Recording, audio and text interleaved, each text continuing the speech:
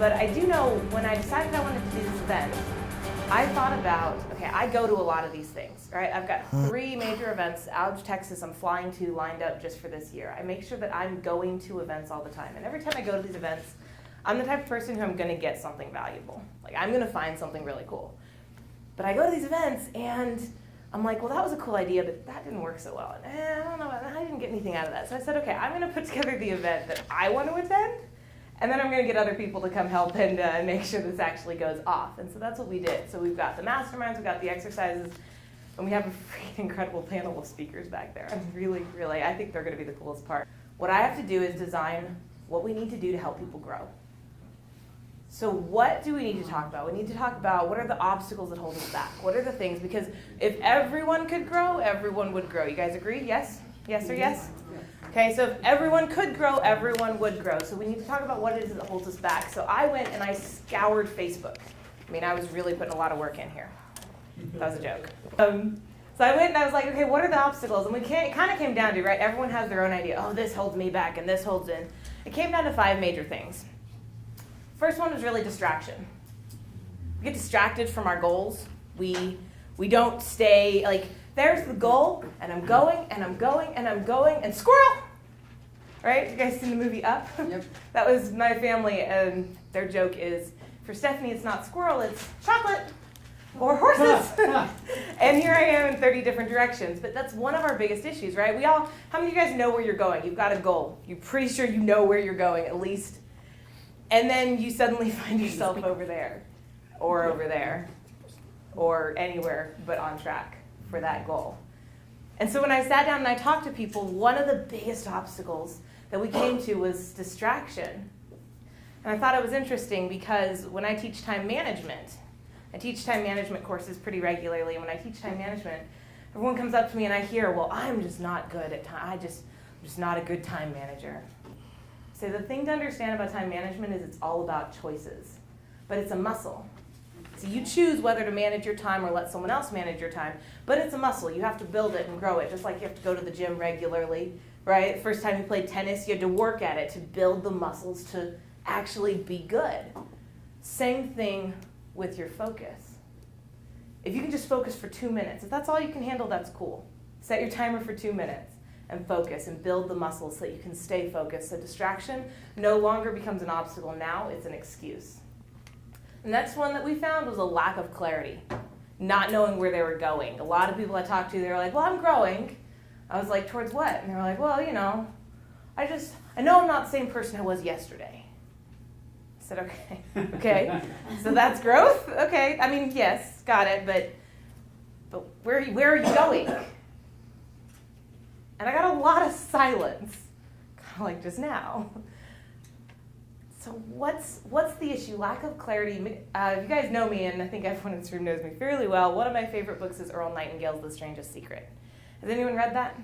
All right, handful. So you guys know, in The Strangest Secret, he uses an analogy of if you took a ship and you put them on the water with a captain and a crew and an agenda, 9,999 times, that's the number he says. I would pick a much smaller number because I don't like saying so many nines.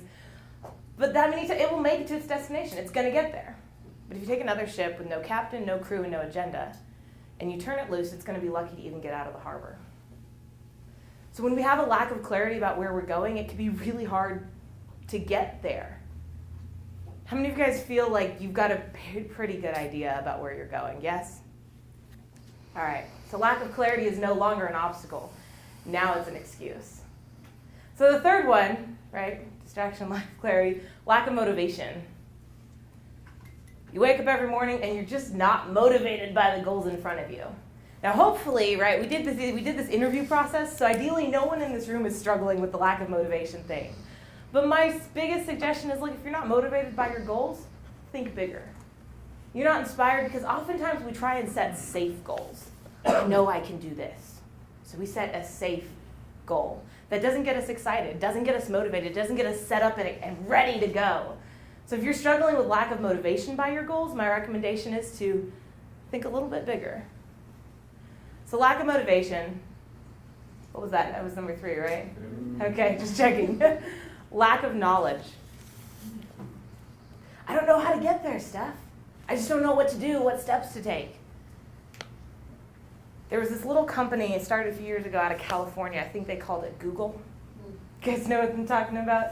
You have access to all the information you need. Someone out there has done what you want to do. We've got Google, we've got YouTube, you've got a million books out there.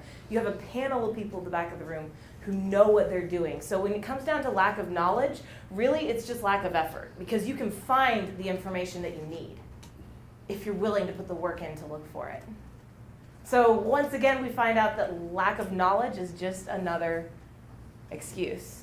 Thank you.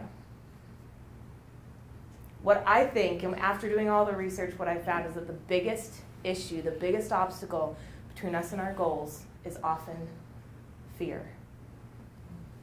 We're afraid of failure, we're afraid of success, we're afraid of loneliness, we're afraid of too many people, but it's often fear. When I started to look at, okay, what is it? What is the fear factor that really holds people back? What I started to think about was, I don't think we're actually afraid of failure, and I don't think we're actually afraid of success. I think what we're actually afraid of is pain. It's not the failure itself that's pain that we're afraid of, it's the pain of having to carry that with us every day, knowing we failed. And people looking at us, and you know how we project, right? So Michael, he knows I failed. I can't even look at him, right? And we have to carry this. And so fear becomes this crippling thing that holds us back. And the cool thing is, we have a doctoral candidate in the back of the room who's doing cutting-edge work on overcoming fear, and she's going to work with us today, because fear of all of them is probably the biggest obstacle. And we don't always know how to get past that. But today we've got 5 obstacles standing between us and growth for 2017. You've got distraction, you've got lack of clarity, lack of motivation, lack of knowledge, and fear. And today, we have designed today to take all of them away. So thank you guys so much for joining us. Welcome to the Go.